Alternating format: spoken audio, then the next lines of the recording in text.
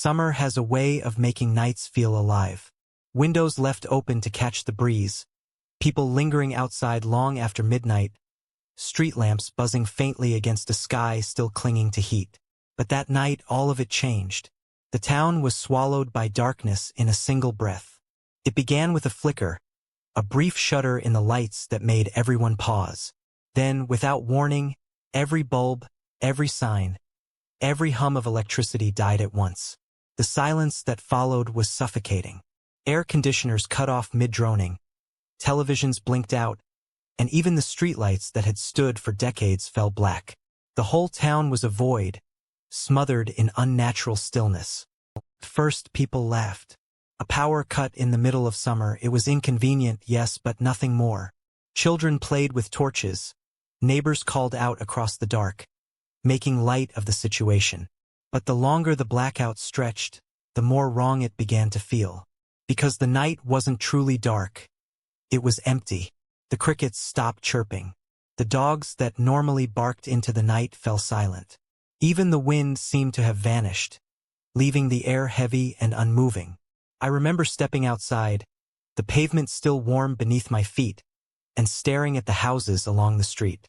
Windows glowed faintly from candlelight, shadows stretched unnaturally long across the lawns, and every sound carried farther than it should have. Somewhere in the distance, I thought I heard a scream. Not sharp, not panicked. Just a single muffled cry that rose and then was gone. The minutes bled into hours. Then came footsteps, echoing along the pavement though no figures were seen. A knock against a shuttered shop. A dragging sound against the side of a house. The noises moved, circling, never lingering long enough to be found. People stayed inside, peering from behind curtains, clutching their candles as though the faint glow could ward off what prowled outside.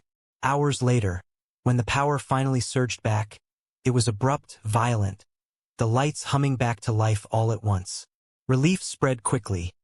Neighbors laughing, televisions flickering back on, normality restored. But the comfort didn't last. Because with the light came the realization that some houses had been marked. Strange smears on windows, long scratches down wooden doors. A child's bicycle left in the middle of the road, its front wheel still spinning as if abandoned mid-ride. The police wrote it off as hysteria mixed with vandalism during the blackout. But the people who had been there, who had heard the sounds in the suffocating dark, never forgot. For weeks afterwards, doors were bolted at dusk, dogs refused to go outside, and no one spoke about that night without lowering their voices. Because everyone agreed on one thing. When the power died, the town wasn't empty. Something else had been there, moving through the silence, hidden until the dark gave it room to roam. And we all knew it was only the beginning. There are moments in summer when the night feels harmless, when the air is warm and thick with the smell of cut grass, when the streets feel like nothing more than empty paths to carry you home. But there are other nights, rare and unforgettable, when the dark feels alive, when you know with every part of you that you are not walking alone. It was just past midnight when I left a friend's house. The street lamps hummed overhead, casting pale cones of light that seemed too thin to cut through the shadows. My footsteps echoed softly on the pavement, a sound that should have been ordinary.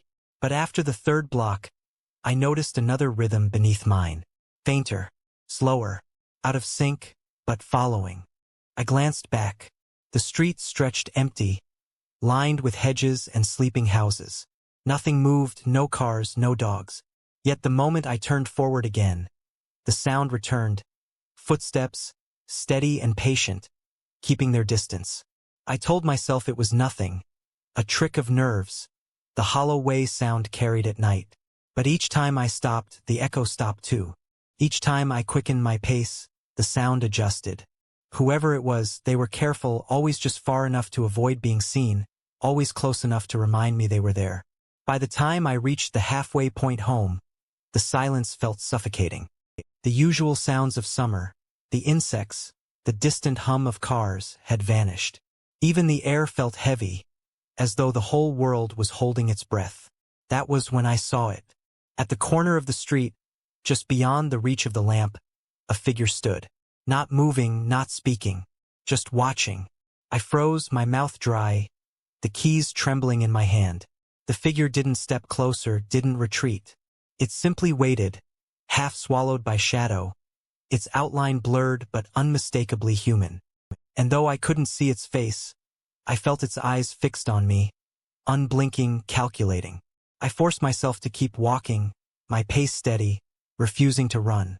Every instinct screamed at me to sprint, to scream, to hide, but something told me that showing fear would be worse. The figure didn't move as I passed the next lamp. It just lingered, patient, letting me put distance between us. I reached my front door with shaking hands, fumbling the lock, my heart pounding loud enough to drown out every other sound. When I finally stepped inside and slammed the door shut, I dared one last glance through the window. The street was empty. No figure. No footsteps. Only the quiet hum of the lamp and the suffocating stillness of the night. But when I turned away, relief flooding me, I froze. On the outside of the glass, smeared faintly in the condensation from the night air, was the mark of a hand. Pressed flat, large, fresh. And I realized then that the figure hadn't stopped at the street corner. It had come closer. Close enough to touch the window.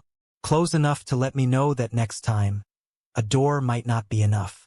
Technology has a way of making us feel safe. We convince ourselves that cameras, locks, and alarms form an invisible wall between us and the things that hunt in the dark. But what most people forget is that cameras don't keep danger away. They only show us what is already there. It was in the middle of July, one of those sweltering nights when the air feels too heavy to breathe. A family living near the edge of town had been waking to strange noises outside their house. Knocks against the siding, faint whispers beneath the windows, and the unmistakable sound of gravel shifting under cautious feet. The father assumed it was nothing more than raccoons or stray dogs, but after a week of sleepless nights, he installed a set of security cameras. For 2 nights, the recordings showed nothing unusual. The footage revealed the expected: branches swaying, shadows stretching across the lawn, the distant headlights of passing cars. But on the 3rd night, something appeared. At 3:17 in the morning, one of the cameras facing the back garden caught movement. A figure. At first glance, it looked like a man, standing just at the edge of the property line where the darkness swallowed the light. He was motionless, his face obscured, his body strangely rigid. For nearly 10 minutes, he did not move. Not a sway, not a twitch. Just stillness, as if he were studying the house. Then, slowly, he stepped forward. 1 foot at a time, deliberate, silent. He reached the very edge of the porch, so close the camera lens caught the faint gleam of his eyes. He didn't try the door. He didn't knock. He just bent forward, lowering his head until his face filled the screen. And he smiled. The footage blurred slightly as though the system itself resisted showing it. His grin stretched unnaturally wide, the teeth too white, too sharp. The longer he smiled, the more the image distorted, flickering with static, until the system cut out completely. When the father reviewed the footage the next morning, he thought at first it was a glitch. But when he stepped outside to check the porch, his blood ran cold. Because on the glass of the back door, there were smudges, 2 clear handprints pressed against the pane. Prints that had not been there the night before. He called the police. They reviewed the footage, checked the yard, searched the street. Their report was simple: no sign of forced entry. Likely a trespasser. But the family knew better. For the next week, every night at exactly 3:17, the cameras picked up movement again. Always the same spot. Always the same figure. And though they tried to stay calm, though they told themselves it was only a man, only flesh and blood, the footage told a different story. Because every night, his face pressed closer to the glass. Every night, the smile widened. And by the end of the week, the handprints on the door were not outside anymore. They were inside. Summer nights by the lake are meant to be loud with laughter, buzzing with music, alive with the hum of people trying to stretch out the warmth of the season before the cold returns. That is how the night began. Bright, noisy, ordinary. A group of college students had gathered at one of Kentucky's smaller lakes, bringing speakers, lanterns, and enough beer to drown out the stillness of the woods around them. First, everything felt normal. Music echoed off the water. The glow of lanterns shimmered across the ripples, and voices carried into the night. But then something strange happened. One by one, the sounds of summer began to fade. The insects stopped their rhythmic singing. The frogs along the shore went quiet. Even the breeze seemed to vanish, leaving the night heavy and breathless. The group noticed eventually. Conversations faltered. The music, once comforting, suddenly felt wrong. Too loud, too invasive in the unnatural silence. They turned the speakers down, expecting the world to fill the gap again. But nothing did. The lake was still, too still. And then they noticed something else. The water no longer rippled the way it should. Even when someone threw a stone, the waves broke strangely, sluggish and heavy, as though the lake itself resisted disturbance. The reflection of the lanterns stretched unnaturally, bending shapes into crooked lines that didn't match the lights above. One of the students laughed nervously, calling it a trick of the night. To prove it, he waded into the shallow water, stomping to send splashes flying. But instead of rippling outward, the water seemed to swallow the disturbance. The waves barely moved at all, and when he stepped back toward shore, the waterline clung to his ankles too long, as if reluctant to let go. That was when the silence deepened. Not just an absence of sound, but something more. An emptiness so heavy it pressed into their ears. One of the girls screamed suddenly, pointing across the lake. Shapes were moving, dark silhouettes rising just above the surface of the water. At first they looked like logs drifting aimlessly, but then they straightened. Human shapes, standing impossibly tall from the waist up, the lower halves lost beneath the surface. The group panicked, rushing to gather their things, fumbling with the lanterns, shouting over one another. But the moment the first lantern went out, the figures began to move, slowly gliding across the water, closing the distance without a sound. Their faces, if they had them, were hidden, featureless shadows against the black water. By the time the last student stumbled into their car, the lake was no longer silent. A sound rose from its surface, low and unearthly, like a chorus of voices calling from beneath the water, muffled and endless.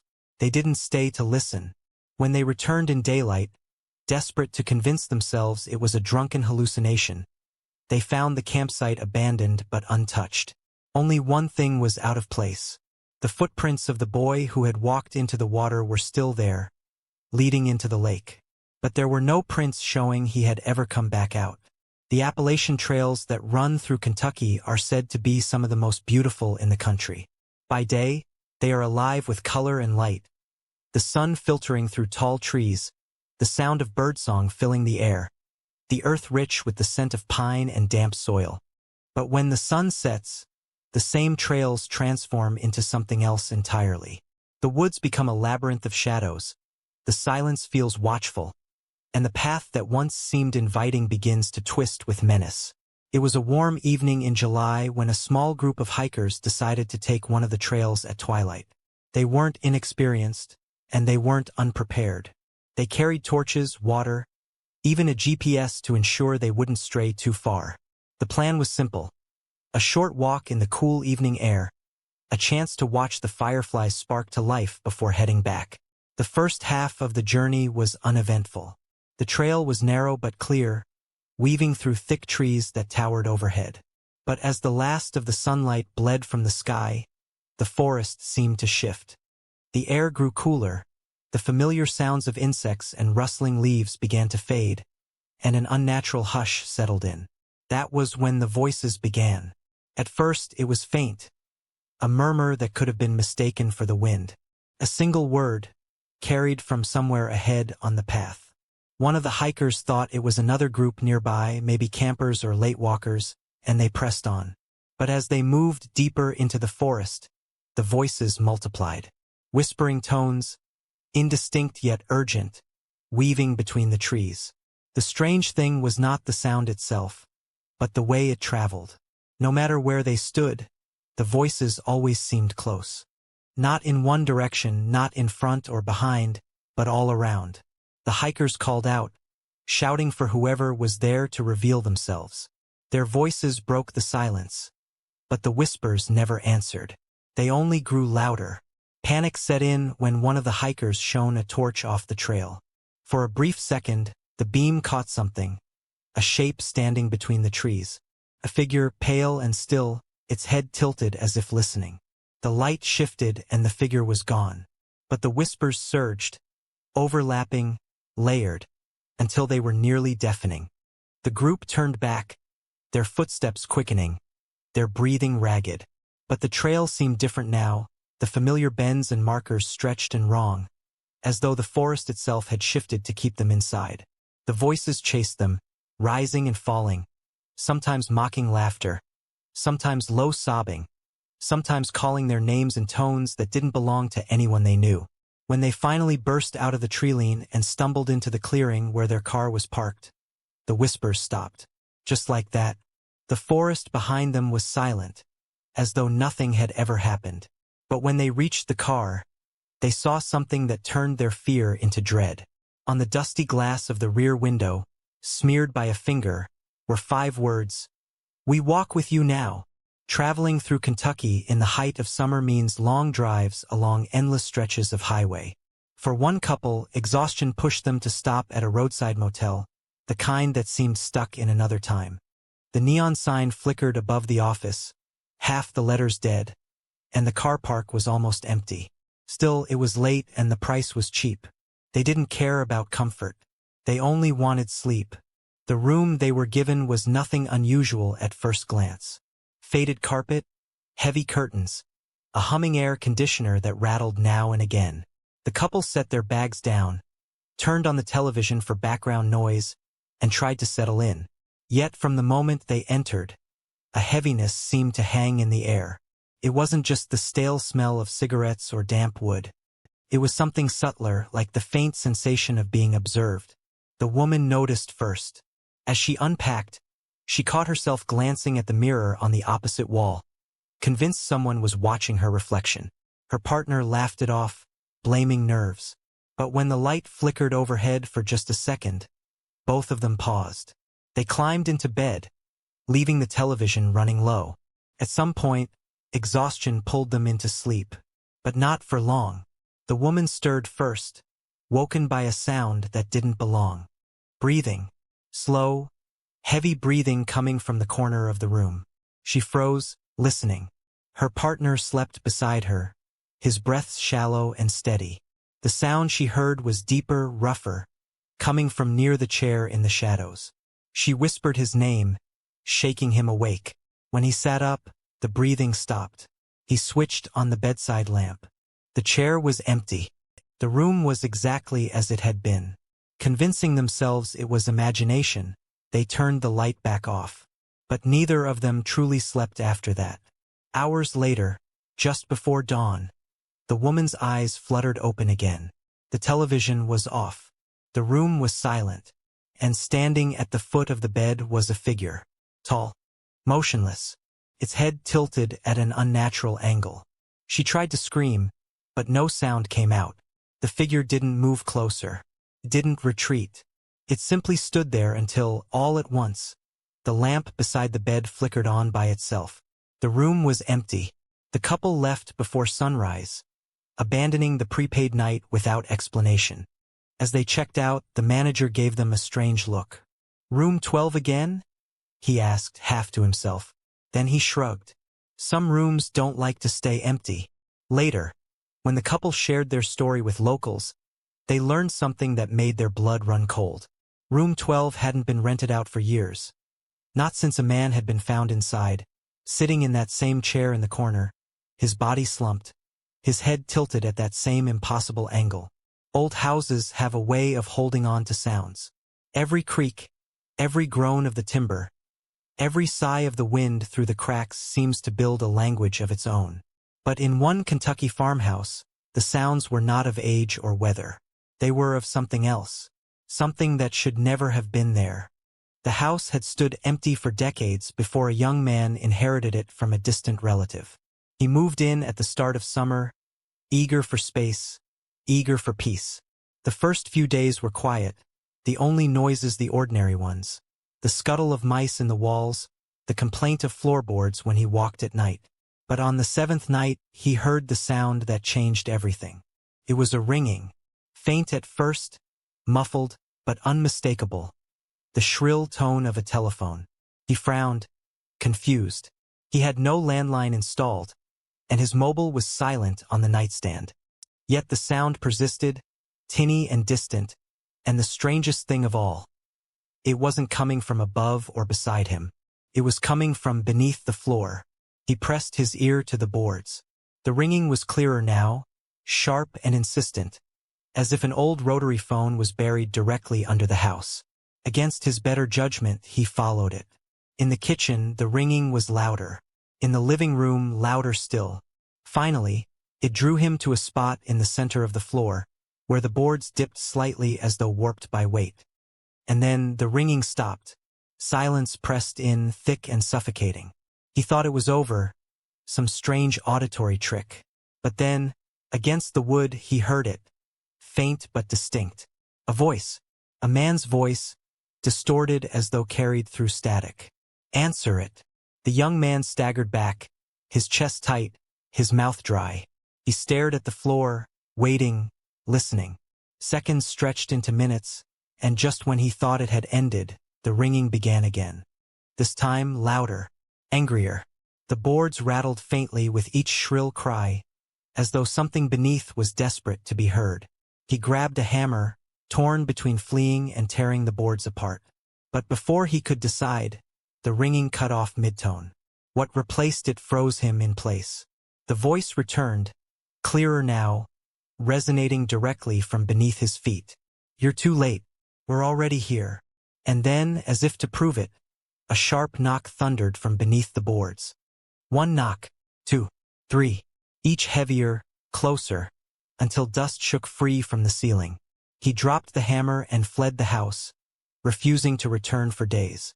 When he finally worked up the courage to come back, the boards in the living room were cracked, as though something had pressed hard from underneath, straining to break through. The roads of rural Kentucky stretch for miles, winding through farmland, forests, and valleys where signal dies and silence thrives. Driving them at night can feel like drifting through another world. No headlights but your own. No sound but the hum of tires on cracked asphalt. It was along one of these roads, just past midnight, that two friends witnessed something they would never forget. They had been returning from a late shift in town, heading back to their small community near the hills. The night was moonless, the sky overcast, the world painted in black. As they turned a bend, headlights appeared in the rearview mirror. A car had pulled onto the road behind them, its beams bright, following at a steady distance. At first, they thought nothing of it. The road was lonely, and it was a relief to know they weren't alone out there. But after 10 minutes, unease began to settle in. The car never drew closer, never fell behind. It just held its distance perfectly, like a shadow matching their speed. The driver slowed slightly, testing it. The car slowed too. He accelerated, and so did the car. Always the same distance, never a change. By now, the air in the car had grown tight. The passengers stopped talking, their eyes flicking constantly to the mirror. Something about the headlights felt wrong. Too bright, too sharp, almost like they weren't shining on the road, but through it.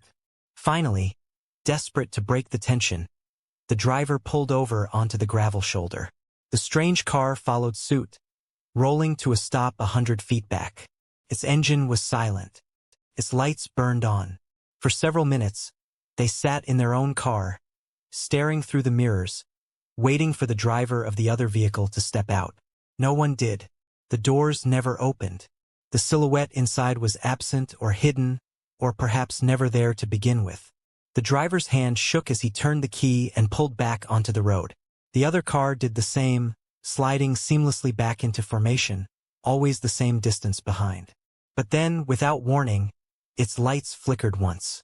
And then, as the road curved along a patch of dense forest, the headlights simply vanished. No fading into the distance. No turn-off. 1 second they burned bright in the mirror, and the next they were gone. leaving only blackness behind. The two friends pulled over again, hearts pounding, convinced they'd find the car in a ditch or a side road. They searched. Nothing. No tire marks. No engines. No lights in the trees. Just silence and the endless stretch of road. They finally drove home, shaken, speaking only once more about it the next day. The strangest part wasn't that the car had vanished. A family in a quiet Kentucky town learned this one summer night, when something tried to remind them that locks and walls are never enough. It was a humid evening, the kind where the air clings and the glass fogs faintly with condensation. The youngest daughter was the first to notice it. She had gone to close the curtains in her room when she froze, her breath catching in her throat. On the outside of the glass, faint but visible, was the shape of a handprint. Large, spread wide, pressed flat against the window as though someone had been standing there watching in. Her parents dismissed it at first. They told her it was nothing more than a smudge, perhaps from her own hand when she had opened the pane earlier in the day. But when they wiped it clean, the print returned the next morning. The same size, the same shape, only clearer as though pressed anew. Each night it reappeared, sometimes on the daughter's window, sometimes on the parents', sometimes on the glass of the back door. Always a single hand, pressed firmly as though someone had stood silently in the dark, watching the family from inches away. They grew uneasy, checking the locks obsessively, leaving lights on through the night. But the handprint never stopped. They called the police, who found nothing. No footprints in the grass, no sign of entry, nothing to explain how the marks appeared again and again. And then came the night that made them leave the house for good. The father woke suddenly at 3 in the morning, the kind of waking that comes with no reason, only instinct. He sat up, listening, the house around him silent. And then he heard it, the soft sound of fingers dragging slowly down glass. He turned his head. At the window just beside the bed, there was a handprint. But this time it was on the inside. The family fled before sunrise, refusing ever to return. Neighbors who passed by in the weeks that followed reported something strange. The house always looked empty, but if you glanced at the upstairs window at night, you might see a single mark against the glass. The handprint never faded. There are some stories that end with dawn, when the light of day banishes whatever nightmares crawl through the dark. But for one man traveling through rural Kentucky, the night never truly ended. He had been driving home from a late gathering, the kind of summer party where the air still hummed with heat and the smell of bonfires clung to his clothes. The road was long, quiet, and familiar. Yet as he drove, he noticed something strange. The night refused to move forward. The clock on his dashboard read 1:17. He glanced again 10 minutes later. Still 1:17. He thought it a glitch until he checked his phone. The same. Time itself seemed frozen, and the deeper he drove, the more he realized the world around him was frozen too. The trees along the roadside stood unnaturally still, not a single leaf moving. The stars above were fixed, unblinking, locked in place like paint on glass. Even the insects, usually alive with sound, had gone silent. The world had become a painting, and he was the only thing still moving within it. Fear gnawed at him. He pressed harder on the accelerator, desperate to break free. But the road stretched endlessly forward, never bending, never changing. His headlights revealed the same patch of cracked asphalt over and over, as though he were looping through a fragment of reality. Then he saw them, figures standing at the roadside, dozens of them, pale outlines against the darkness. He slowed, dread clawing at his chest. Their heads turned as he passed, every one of them watching him, their eyes faintly glowing in the beams of his headlights. When he glanced in the rearview mirror, his stomach dropped. The figures were no longer at the roadside. They were closer now, lining the road directly behind him. Silent, waiting. He drove faster, heart hammering, but the road never changed. The clock never moved. And no matter how far he went, the figures followed, always keeping pace, always just far enough to stay out of reach, yet close enough to remind him he wasn't alone. He was found the next morning, his car idling at the edge of town, the headlights still burning. But the man was gone. His phone lay on the passenger seat, its screen cracked, the final note on it chillingly simple. The night won't let me go. And to this day, locals whisper about that stretch of road. They say that sometimes, if you drive it alone in the small hours, your clock might stop. The world might fall silent. And if it does, you should turn back immediately. Because once the summer night takes hold, it may never let you see the morning again.